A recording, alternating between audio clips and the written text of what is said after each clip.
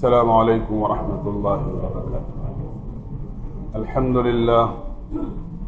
للہ رب العالمین، والصلاة والسلام علی اشرف الانبیاء والمرسلین وعلی آلہ واصحابہ اجمعین، اما بعد فاعوذ باللہ من الشیطان الرجیم، بسم اللہ الرحمن الرحیم۔ ومن أحسن قولا ممن دعا إلى الله وعمل صالحا وقال إنني من المسلمين، صدق الله العظيم۔ دوست بزرگوں،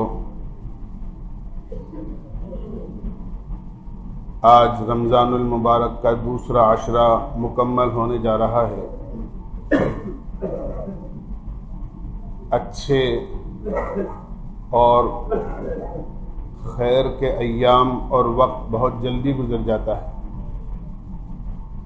ابھی کچھ دن پہلے رمضان کی آمد تھی اور انتظار ہو رہا تھا کہ رمضان المبارک شروع ہونے والا ہے، اور آج یہ عالم ہے کہ رمضان المبارک کا 2/3 حصہ گزر چکا ہے۔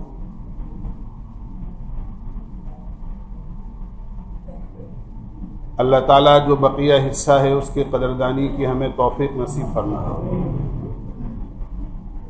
دوسرا عشرہ مغفرت کا اور تیسرا عشرہ آگ سے آزادی کا ہے۔ رمضان المبارک کی ایک بہت بڑی خصوصیت یہ ہے کہ اللہ تعالیٰ کی طرف سے بندوں کو جہنم سے آزاد کیا جاتا ہے اور ان کی مغفرت کے فیصلے ہوتے ہیں۔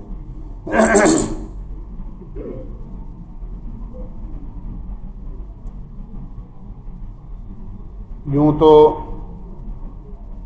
ہر بندہ گناہگار ہے اور رات دن اٹھتے بیٹھتے چلتے پھرتے نہ معلوم کتنی خطائیں بندوں سے ایسی ہوتی ہیں اور یقیناً ہوتی ہیں جس کا بعض مرتبہ احساس بھی نہیں ہوتا، اس طرف دھیان اور توجہ بھی نہیں جاتی،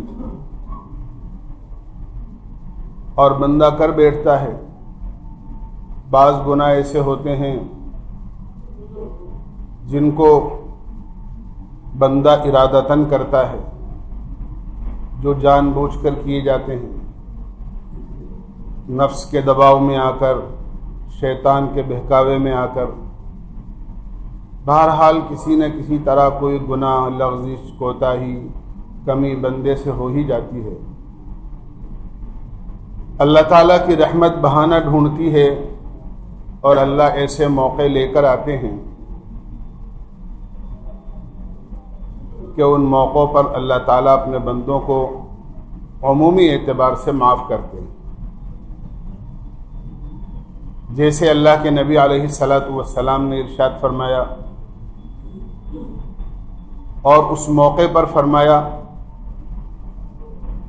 جب آپ منبر پر تشریف فرما ہو رہے تھے اور آپ نے 3 مرتبہ آمین کہی، اور جب صحابہ نے اس کی وجہ معلوم کری تو آپ نے فرمایا کہ جبریل امین نے 3 بدبخت لوگوں کو بددعا دی اور میں نے تینوں بددعاؤں پر آمین کہی۔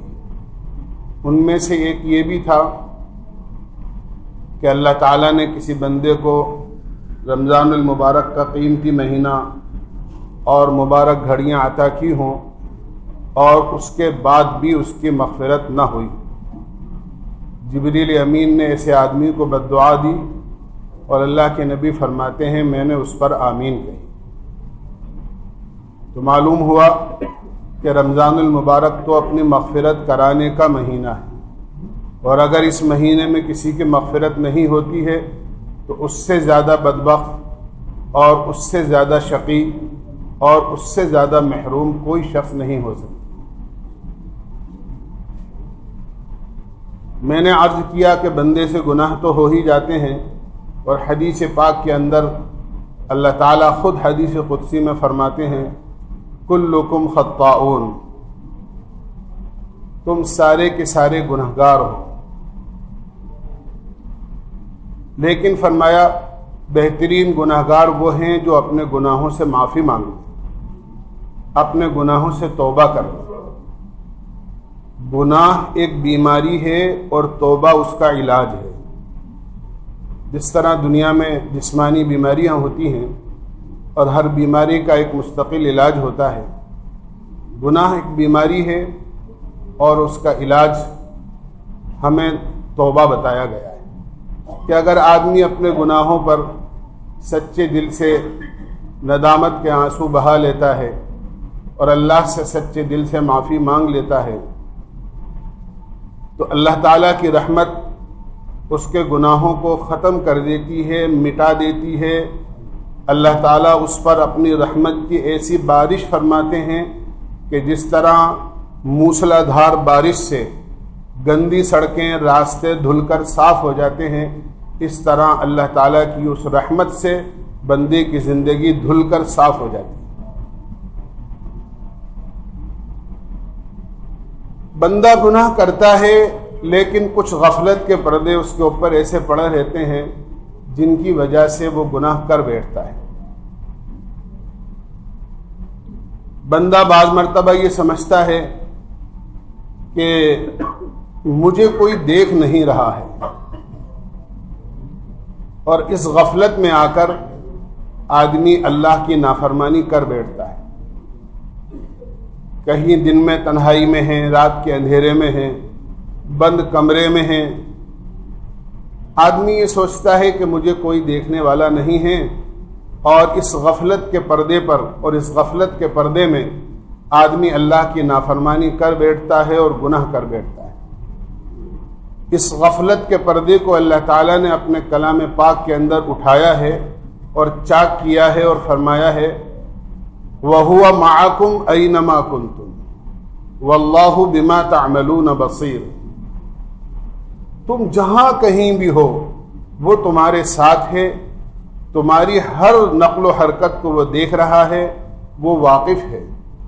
جو کچھ تم کرتے ہو وہ اس کی نظروں کے سامنے ہے، اور اس کا دیکھنا کوئی معمولی نہیں ہے۔ اس کی نظر ایسی ہے لا تأخذہ سنۃ ولا نوم، نہ اسے اونگ آتی ہے اور نہ اسے نیند آتی ہے۔ ان ربک لبالمرصاد، وہ اس طرح غور سے ٹکٹکی باندھ کر تمہیں دیکھ رہا ہے کہ تمہارا کوئی لمحہ، تمہارا کوئی منٹ، تمہارا کوئی سانس، تمہاری زندگی کا کوئی حصہ، چاہے وہ تنہائی کا ہو یا لوگوں کے درمیان میں ہو، رات کے اندھیرے میں ہو یا دن کے اجالے میں ہو، اس کی نظر سے پوشیدہ اور اوجھل نہیں ہے۔ تمہارا سب کچھ اس کے سامنے، وہ اس طرح غور کی نظر تمہارے اوپر ڈالے ہوئے۔ وَمَا تَسْقُطُ مِنْ وَرَقَةٍ إِلَّا يَعْلَمُهَا وَلَا حَبَّةٍ فِي ظُلُمَاتِ الْأَرْضِ وَلَا رَطْبٍ وَلَا يَابِسٍ إِلَّا فِي كِتَابٍ مُبِينٍ۔ اگر کوئی پتا گرتا ہے تو وہ اس کو بھی جانتا ہے، اگر تحت الثری میں زمین کے 7ویں حصے میں کالی چیٹی کالے اندھیرے کے اندر اور رات کی تنہائی میں اگر کسی کالے پتھر پر چلتی ہے تو وہ اس کی آواز کو سنتا بھی ہے اور اس کو دیکھتا بھی ہے۔ اس لیے کہیں دھوکے میں مت پڑ جانا کہ ہمیں کوئی دیکھ نہیں رہا ہے، اللہ تو ہر وقت تمہارے ساتھ ہے اور تمہارے ہر عمل سے واقف ہے۔ کبھی کبھی بندہ اس غفلت کے پردے میں آ کر گناہ کر بیٹھتا ہے کہ وہ اپنی طاقت کے زعم کے اندر یہ سمجھتا ہے کہ میں اگر یہ غلطی کر رہا ہوں، کسی پر زیادتی کر رہا ہوں، میں کسی پر ظلم کر رہا ہوں، کسی کے ساتھ ناانصافی کر رہا ہوں، کسی کا حق مار رہا ہوں، کسی کے لیے کم تول رہا ہوں، کسی کے حقوق کو ضائع اور پامال کر رہا ہوں، تو میرا کون کیا بگاڑ سکتا ہے۔ یہ بہت بڑی غفلت کا پردہ ہے، لیکن آدمی اس کو بھول جاتا ہے کہ میں ایسے خدا کا بندہ ہوں اور ایسے مالک کا غلام ہوں کہ اگر وہ کسی کو بخشنے پر آ جائے اور کسی کو معاف کرنے پر آ جائے تو ساری زندگی گناہ میں اور ساری زندگی اپنی عزت کو فروخت کرنے میں گزارنے والی عورت کو آنے واحد میں معاف کر کے اور اس کے لیے جنت کا داخلہ کر دے۔ 100 سال کا بوڑھا جس نے ساری زندگی کفر و شرک میں گزاری ہو، اگر ایک مرتبہ اللہ کے سامنے ندامت کا آنسو بہا دے اور وہ اللہ کو ایک مان لے اور جناب رسول اللہ صلی اللہ علیہ وسلم کو سچا رسول مان لے، تو اللہ تعالیٰ اس کے 100 سال کے گناہوں کو معاف کر کے جنت کا داخلہ اس کے لیے طے کر دیتے۔ اور اگر وہ کسی سے ناراض ہو جائے اور اگر کسی کی اس سے بگڑ جائے اور اگر وہ اپنی رحمت کسی سے ہٹا لے، تو سخی جو سارا مال خرچ کر دیتا ہے اور وہ شہید جو اپنی ساری جان کھپا دیتا ہے اور وہ عالم جو اپنا سارا علم لوگوں پر صرف کر دیتا ہے، اگر وہ ان سے ناراض ہو جائے تو چھٹی کا دودھ یاد دلا کر ان کے لیے جہنم میں اوندے منہ گھسیٹنے کا اور اوندے منہ جہنم میں گرنے کا راستہ پیدا کر دیتا۔ اس کی ناراضگی بہت بڑی چیز ہے۔ ان اخذہ علیم شدید ان بطش ربک لشدید، یہ اللہ تعالیٰ نے اپنے کلام پاک میں فرمایا ہے۔ اس کی پکڑ بڑی زبردست ہے، اس کی گرفت بڑی سخت ہے، اس لیے ہمیشہ آدمی کو اس کی پکڑ سے ڈرنا چاہیے اور اس کی گرفت سے اور اس کی طاقت سے ہمیشہ آدمی کو باخبر رہنا چاہیے کہ وہ کتنی بڑی طاقت کا مالک ہے۔ اس لیے زعم میں آ کر کہ میرا کوئی کیا بگاڑ لے گا اور کوئی میرا کیا کر سکتا ہے، اگر کسی مظلوم پر آپ ظلم کر رہے ہیں، کسی کمزور کے ساتھ زیادتی کر رہے ہیں، یقیناً وہ آپ سے بدلہ نہیں لے سکتا، لیکن جو حقیقتاً بدلہ لینے والی ذات ہے وہ آپ کو اپنی آنکھوں سے دیکھ رہی ہے، اور اس کی یہاں دیر تو ہو سکتی ہے کسی مصلحت کی بنیاد پر، لیکن اس کی یہاں اندھیر نہیں ہوتی۔ اس لیے گناہ کا ایک سبب یہ بھی ہوتا ہے۔ بہرحال جو بھی گناہ کا سبب ہو، اللہ تعالیٰ نے ہمارے لیے دروازہ کھول رکھا ہے اس وقت تک جب تک کہ سورج بجائے مشرق سے مغرب سے طلوع نہ ہو جائے۔ قیامت سے پہلے ایک وقت وہ آئے گا، یہ سورج حدیث پاک میں آتا ہے، مسلم شریف کی حدیث ہے، روزانہ شام کو مغرب میں غروب ہو کر اللہ کے سامنے سجدہ کرتا ہے اور اللہ تعالیٰ سے اجازت مانگتا ہے کہ اگر آپ کی اجازت ہو تو میں مشرق سے نکل جاؤں، یا میرے لیے کل کے بارے میں کیا حکم ہے۔ اللہ تعالیٰ کی طرف سے ارشاد ہوتا ہے کہ جا مشرق سے نکل جا، تو یہ روزانہ اپنے وقت پر مشرق سے نکلتا ہے۔ ایک وقت وہ آئے گا کہ یہ جا کر اللہ کے سامنے سجدہ ریز ہوگا اور اللہ تعالیٰ سے اجازت مانگے گا کہ میرے لیے کیا حکم ہے، مجھے مشرق سے نکلنا ہے یا نہیں نکلنا ہے۔ اللہ تعالیٰ کا حکم ہوگا جس طرف سے آیا ہے اسی طرف لوٹ جا۔ چنانچہ سورج اس دن بجائے مشرق سے مغرب سے نکلے گا اور اس دن توبہ کا دروازہ بند ہو چکا ہوگا۔ کوئی گناہگار اس کے بعد اگر آنسو کا ایک قطرہ نہیں، اگر اپنے آنسوؤں کا دریا بھی بہا دے تو اللہ اس کو معاف نہیں کرے۔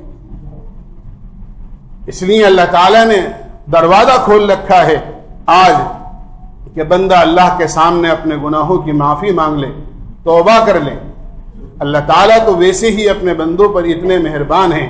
حدیث میں آتا ہے کہیں بھی دنیا کے اندر کسی کونے میں رہ کر جب کوئی بندہ کسی نیکی کا ارادہ کرتا ہے تو اللہ کی طرف سے ایک فرشتہ متعین ہے جو ارادے پر ایک نیکی لکھ لیتا ہے۔ پھر اگر وہ کوئی نیکی کر لیتا ہے جس کا ارادہ کیا ہے تو کم سے کم درجے میں اس کے لیے 10 گنا ثواب لکھا جاتا ہے۔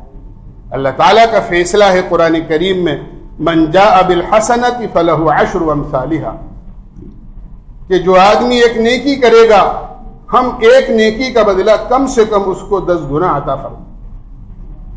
لیکن اس کے بالمقابل اگر کوئی آدمی کسی گناہ کا ارادہ کرتا ہے تو ارادے پر کوئی برائی نہیں لکھی جاتی، یہاں تک کہ نفس اور شیطان کے دباؤ میں آ کر آدمی اگر اس گناہ کو کر بیٹھتا ہے اور گناہ کر لیتا ہے اور گناہ کا ارتکاب کر لیتا ہے تو بھی اس کا گناہ نہیں لکھا جاتا۔ داہنی طرف والا فرشتہ جو نیکی لکھنے پر مامور ہے اور نیکی لکھنے پر متعین ہے، وہ منع کر دیتا ہے بائیں طرف والے فرشتے کو جو برائی اور گناہ لکھنے پر متعین ہے، ابھی اس کی برائی نہ لکھی جائے. پھر وہ اجازت مانگتا ہے, پھر یہ روک دیتا ہے اور یہ کہتا ہے عسیٰ ان یتوب, ہو سکتا ہے کہ یہ اپنے گناہوں سے توبہ کر لے, ابھی مت لے. اگر یہ آدمی گناہ پر گناہ, غلطی پر غلطی, نافرمانی پر نافرمانی کرتا رہتا ہے اور امید توبہ کی ختم ہو جاتی ہے, تو پھر بائیں طرف والے فرشتے کو اجازت ہوتی ہے کہ وہ ایک برائی کے بدلے میں ایک برائی لکھے.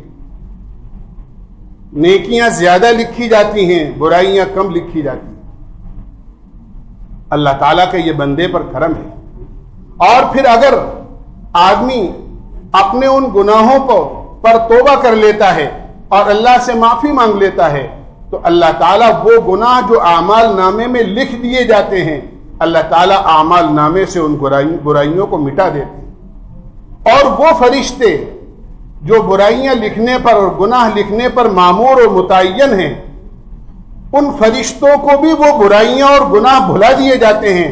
یہاں تک کہ حدیث پاک میں آتا ہے, قیامت کے میدان میں اولین اور آخرین جس وقت میں جمع ہوں گے اور آدمی کا ہر کیا ہوا عمل اس کے سامنے آ جائے گا, چاہے وہ نیک ہو یا برا ہو.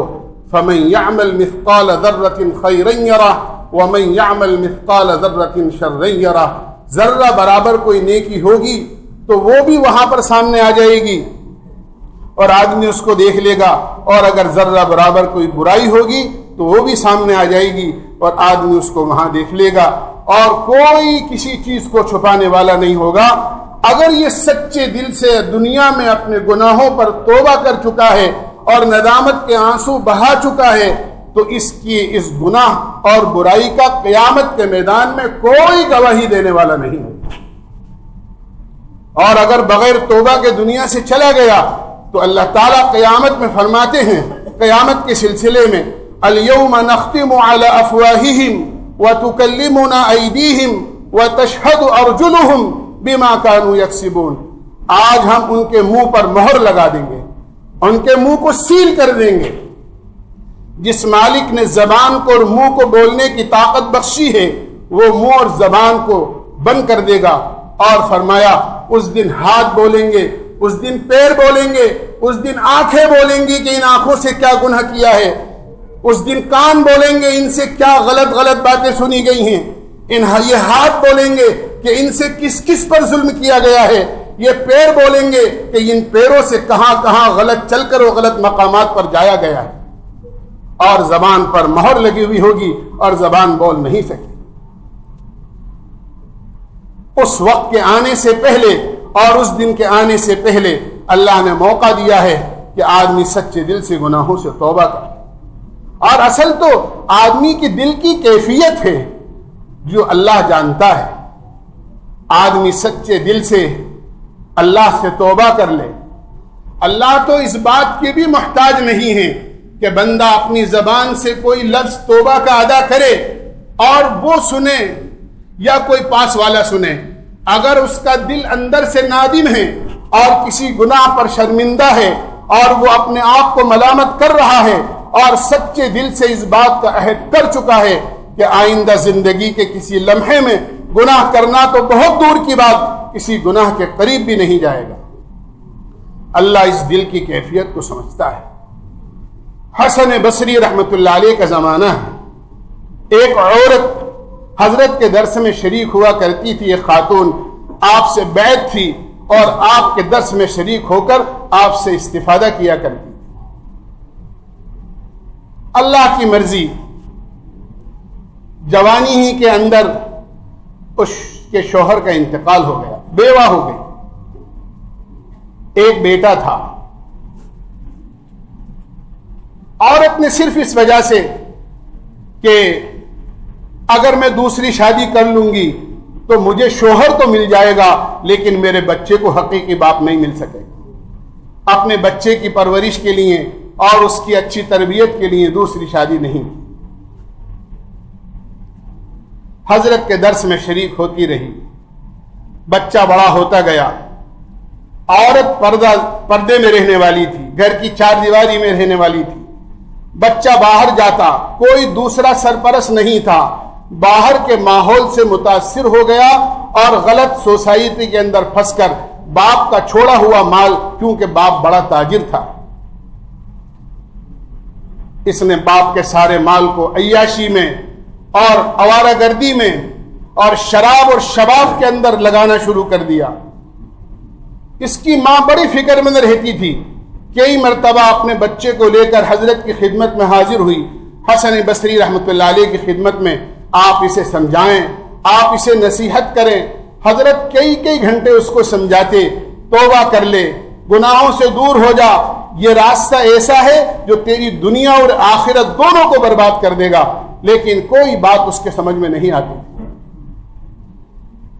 حتیٰ کہ بات یہاں تک پہنچی کہ وہ گناہ کرتے کرتے اس حال پر پہنچ گیا کہ اس کی ساری صحت خراب ہو گئی، مال سارا ختم ہو گیا، دین بھی برباد ہوا اور اس کی دنیا بھی برباد ہو گئی، اور ایسا سخت بیمار ہوا کہ سوائے ہڈی چمڑے کے کچھ نہیں رہا، کیونکہ ساری زندگی اس نے شراب اور شباب کے اندر گزاری تھی، اٹھنے کی بھی طاقت نہیں رہی۔ ماں نے بہت سمجھایا، بیٹا توبہ کر لے، تو نے اپنے گناہوں کا نتیجہ دیکھ لیا ہے، لیکن بیٹے نے یہ کہا، اماں ٹھیک ہے میں تمہاری بات مان لیتا ہوں، لیکن مجھے اپنی توبہ کا راستہ نظر نہیں آتا، میں نے اتنے بڑے بڑے گناہ کیے ہیں کہ میں کیسے سوچ سکتا ہوں اور کیسے تصور کر سکتا ہوں کہ اللہ میرے ان گناہوں کو معاف کرے۔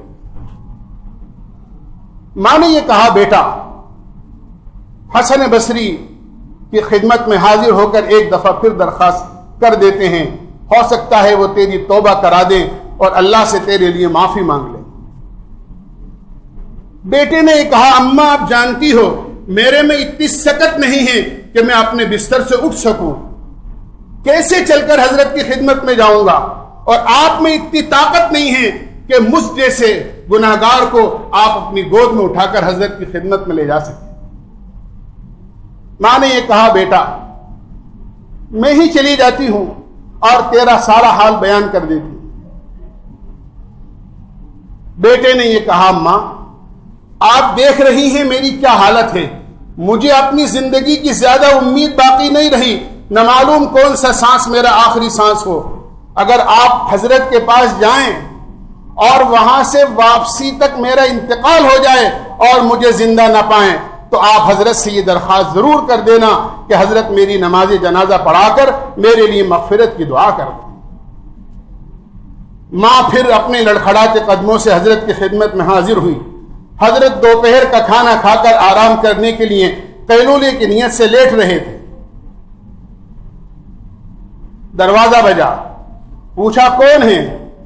کہنے لگی، حضرت آپ کی شاگردہ حاضر ہوئی ہوں اور اپنے بچے کے لیے سفارش لے کر آئی ہوں، میں نے اپنے بچے کے دل کو اس وقت میں نرم پایا ہے اور اس کی زندگی کے آخری لمحات ہیں، میں آپ سے درخواست کرتی ہوں، یہ اگرچہ ادب کے خلاف ہے کہ آپ وہاں چلیں، آنا اس کو چاہیے تھا یہاں پر، لیکن حقیقت یہ ہے کہ اس میں اتنی سکت نہیں ہے کہ وہ اپنے بستر سے اٹھ بھی سکے، میں آپ سے یہ درخواست کرنے آئی ہوں، آپ ایک مرتبہ تشریف لے چلیں، مجھے امید ہے کہ وہ بات مان لے گا، آپ اس کو نصیحت کریں اور اس کو توبہ کرا دیں۔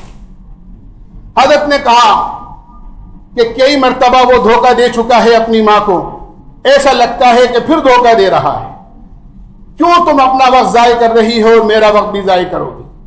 جب دیکھا کہ حضرت آنے کو تیار نہیں ہے تو بیٹے کی آخری وصیت کا ذکر بھی کر دیا کہ بیٹا یہ کہتا ہے کہ اگر میرا انتقال ہو جائے تو حضرت سے کہہ دینا کہ میری نماز جنازہ پڑھا۔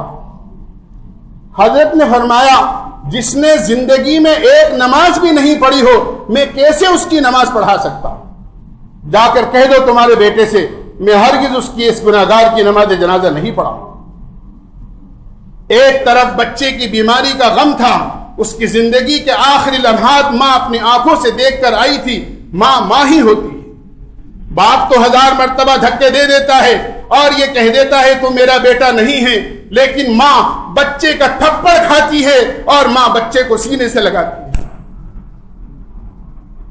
اس لیے میرے بھائیوں دوستوں بزرگوں میں عرض کروں گا، آج اس امت کو دھکا دینے والے، آج اس امت کے گال پر تھپڑ مارنے والے تو بہت ہیں، ماں جیسا دل رکھنے والے نہیں ہیں جو امت کو اپنے سینے سے لگائیں اور ان کی ساری کڑوی کسیلی کو برداشت کر کے ان کی اللہ سے ہدایت کی دعا مانگیں اور ان کی اصلاح کی فکر کریں کہ امت راہ راست پر وہ صحیح راستے پر کیسے آ جائے۔ ماں پر دوہرا غم تھا، ایک طرف بچے کی حالت تھی اور دوسری طرف حضرت نے نا امیدی کا اظہار کر دیا۔ ماں لڑکھڑاتے قدموں سے واپس گھر کو ہوئی، قدم کہیں رکھتی تھی، قدم پڑتا کہیں تھا۔